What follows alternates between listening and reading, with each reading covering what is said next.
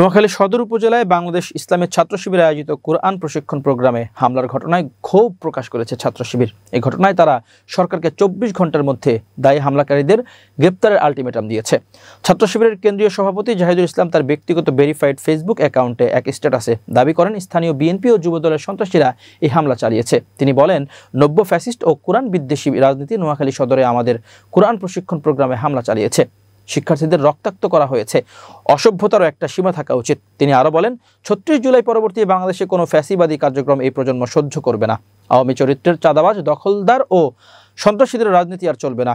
আমরা দেশের আইনের প্রতি শ্রদ্ধাশীল। আগামী 24 ঘন্টার মধ্যে হামলাকারীদের গ্রেপ্তার করতে হবে, নতুবা সরকারকে দায় নিতে হবে। নোয়াখালী জেলা ছাত্র শিবিরের প্রচার সম্পাদক ফজলে রাব্বি জানান, শনিবার কাশেম বাজারে জামে মসজিদে আয়োজিত দারসুল কোরআন প্রোগ্রামে কিছু যুবদল নেতার নেতৃত্বে হামলা চালানো হয়। রোববার আসরের নামাজের পর একই মসজিদে পুনরায় কর্মসূচি শুরু করলে বিএনপি অঙ্গ সংগঠনের নেতাকর্মীরা মসজিদের ছাত্র শিবিরের নেতাকর্মীদের উপর হামলা চালায়। পরে মসজিদে তালা মেরে তাদের অবরুদ্ধ রাখা হয়।